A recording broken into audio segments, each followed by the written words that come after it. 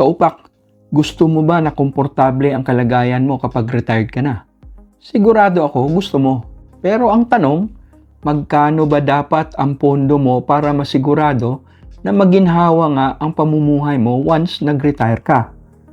Sa video na to, hihimayin natin ang mga factors na magdidikta sa iyong retirement magic number o ang kailangan mong pondo para sa isang komportable at enjoyable na retirement na hindi bitin. Pag-uusapan din natin kung paano ito i-compute. Tapusin mo ang video para malaman kung paano makakuha ng aking retirement fund calculator. Lahat naman tayo yata gusto na maging maayos ang ating kalagayan at walang inaalala kapag tayo ay retired na, lalo na pagdating sa pera. Pero ano nga ba ang katotohanan sa kalagayan ng mga seniors ngayon? 57% ay naghihirap, isang kahig, isang tuka. 73% ang umaasa lang sa suporta ng mga anak at mahihirapan silang mamuhay kapag wala ang suporta na to. Dahil 80% ay walang SSS o GSIS na pensyon.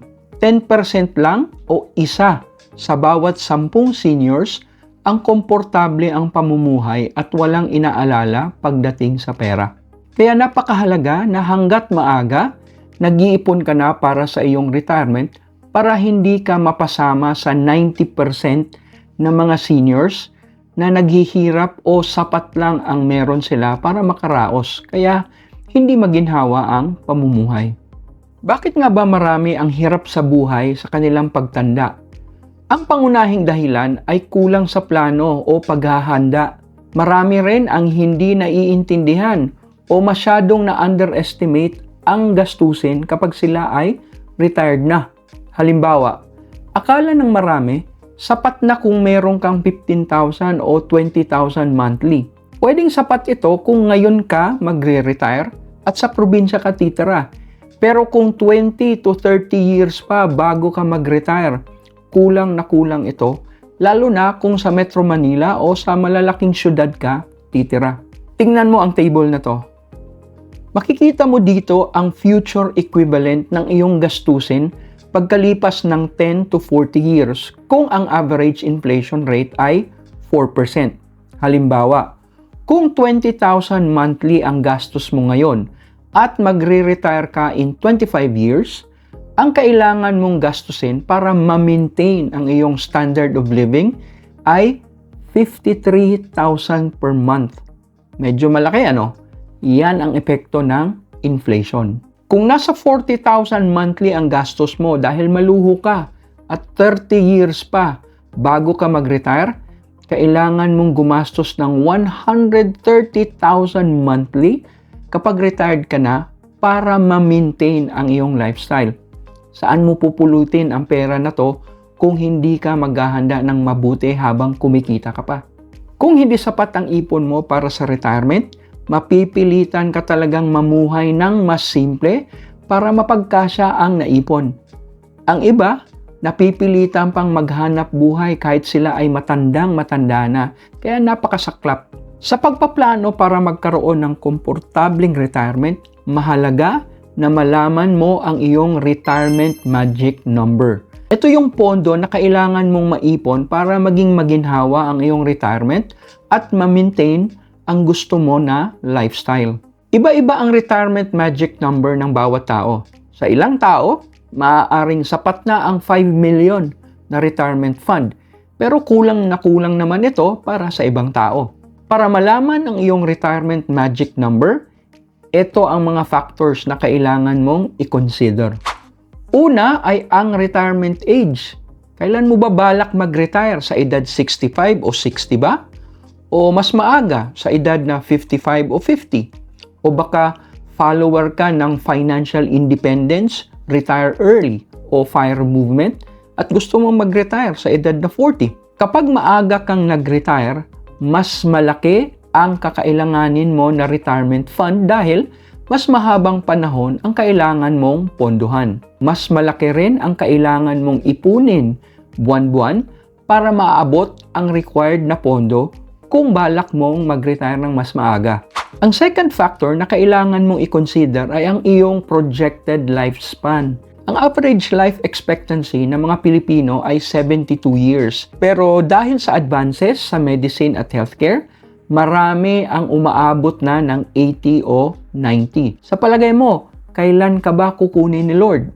Tingnan mo ang iyong family history. Kung ang parents at grandparents mo ay umabot ng 80 o 90, malaki rin ang chance na aabot ka sa ganitong edad kung healthy living ka. Kung sa tingin mo hahaba ang iyong buhay, mas malaki ang kakailanganin mo na retirement fund para masigurado na hindi ka maubusan ng pera bago ka maubusan ng hininga. Kailangan mo rin i-consider kung anong klaseng lifestyle ang gusto mo kapag retired ka na. Gusto mo ba ang simpleng pamumuhay lang sa probinsya? O mananatili ka ba sa Metro Manila o sa ibang cities kung saan maraming pwedeng puntahan para magsaya? Gusto mo bang mag-travel ng madalas o mas type mo na pumirmi lang sa bahay most of the time? Ano ba ang mga activities o hobbies na balak mong gawin? Ang lifestyle na pipiliin mo ang magdidikta kung magkano ang iyong gagastusin kapag ikaw ay retired na. Mas simple na lifestyle, mas maliit ang gastos at mas maliit ang kakailanganin na retirement fund. Ang pinaka-critical na factor na kailangan mong i-consider ay kung magkano ang iyong magiging expenses during retirement. Narito uli ang table na ipinakita ko kanina. Tingnan mo yung mga amount sa first row, yung nasa now. Kung ngayon ka magre-retire, alin ba sa mga monthly amounts na ito sa tingin mo ay sapat na para maging komportable ang pamumuhay mo? Tandaan na ang amount na ito ay base sa gusto mo na retirement lifestyle at hindi base sa buhay mo ngayon. Ibig sabihin nito, alisin mo na ang gastusin sa eskwela, pagkain ng mga bata o bayad sa utang dahil malamang wala na ang mga to pag-retire mo. Pero meron ding madadagdag na gastos. Halimbawa, mas malaki na ang budget para sa gamot at healthcare. Lalaki rin ang gastos mo kung gusto mong mag-travel ng madalas. Kunwari, retired ka na ngayon. Magkano ba sa tingin mo ang iyong kailangan monthly para masuportahan ang retirement lifestyle na gusto mo? Sapat na ba ang 20,000, 30,000 o 40K monthly? O baka kailangan mo ng 50,000 monthly o higit pa para ma-enjoy ng gusto ang iyong retirement? Ito ang present value ng iyong monthly expenses once nag-retire ka na.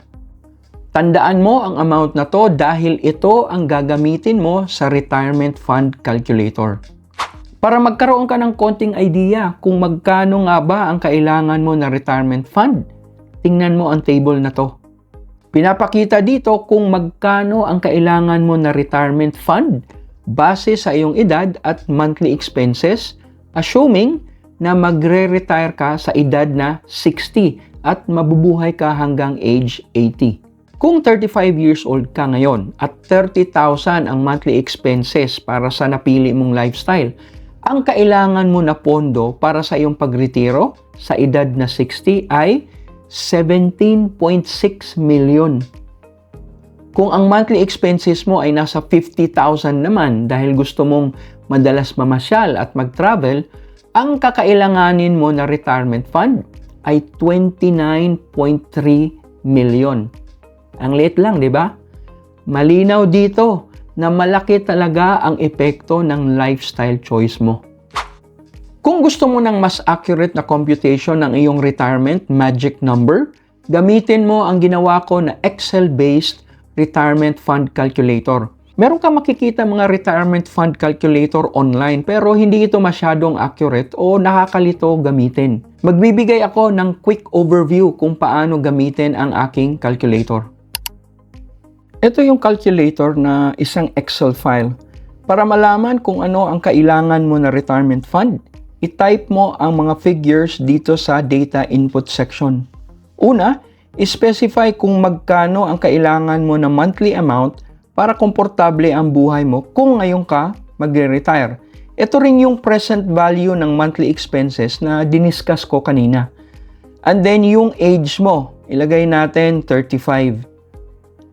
Age kung kailan ka magre-retire. Let's say for example, age 60. Makikita mo dito na meron ka pang 25 years bago mag-retire. Pagkatapos, ilagay kung anong age sa tingin mo ang iyong aabutin. Example, 80 years old. Kung meron ka ng naipon para sa iyong retirement, ilagay mo dito. For example, meron ka ng naitabi na 200,000. Kung meron kang matatanggap na lump sum benefit pag retire, ilagay mo dito. Halimbawa, 1 million pesos. Next, ilagay mo kung magkano ang expected mo na monthly pension kung meron. Let's say, 15,000 monthly. Kung gusto mong mag-iwan ng inheritance money sa mga anak mo, ilagay mo dito. Halimbawa, may dalawa kang anak at gusto mong iwanan ng 1 million each. So, 2 million lahat. Then, specify mo kung ilang years mo pag-iipunan ang target retirement fund. Pwedeng 5, 10, 15 o 20 years. Pwede mo rin i-maximize. Simula ngayon hanggang age 60, which is 25 years sa example natin. Etong rate sa baba, huwag mo nang galawin unless naiintindihan mong mabuti kung ano ang impact kapag binago mo ang mga ito. Once na kumpleto mo na ang required na info, makikita mo na ngayon ang iyong retirement magic number o ang kailangan mo na retirement fund. Dito sa example natin, ang kailangan mo na retirement fund ay 19 million plus. Pero, hindi ito ang bubunuin mo na amount dahil meron kang savings na 858,000. Ito yung value ng current savings na 200,000 pagdating mo ng age 60. Tapos, ibabawas mo rin dito ang 1 million na tatanggapin mo na lump sum benefit. Kaya ang bubunuin mo na lang na amount ay nasa 17 million. Para mabuo mo ang 17 million, kailangan mong mag-invest ng 24,700 monthly. Simula ngayon hanggang age 60. Medyo nakakalula, ano? Kapag nakakagulat ang lumabas na required retirement fund at monthly amount na kailangan mong i-invest, i-adjust mo ang ilang figures. Halimbawa, imbis na mag-retire ka at age 60, age 63 na lang. So, meron kang maximum na 28 years para mag-ipon. Pwede mo rin bawasan ng konti ang kailangan mo na monthly amount. Baka naman okay na sa'yo ang 30,000 monthly imbes na 40,000. Kung simple lang ang lifestyle mo, sapat na to, lalo na kung sa probinsya ka titira. Dahil doon sa dalawang adjustments na ginawa natin, bumaba ang retirement fund na kailangan mong ma-accumulate mula 17 million to 11.6 million. At ang required na monthly investment mula 24,000 monthly, ngayon 13,000 monthly na lang. Subukan mong maglagay ng iba't ibang amount sa input hanggang sa makuha mo ang pinaka-swak na retirement fund para sa'yo. Kung gusto mo ng copy ng calculator na to, nasa description ang link. Para makapagplano ng mabuti para sa isang komportable, enjoyable at hassle-free na retirement, importante na alam mo kung magkano ang iyong kailangan na pondo. Ngayon, alam mo na kung paano ito ma-determine accurately. Kailan mo babalik mag-retire at may idea ka na ba kung ilang milyon ang kailangan mo? Share mo sa comments. Kung may natutunan ka sa video na to, huwag kalimutang mag-like, share, and subscribe para sa mas marami pang upak ni Maestro.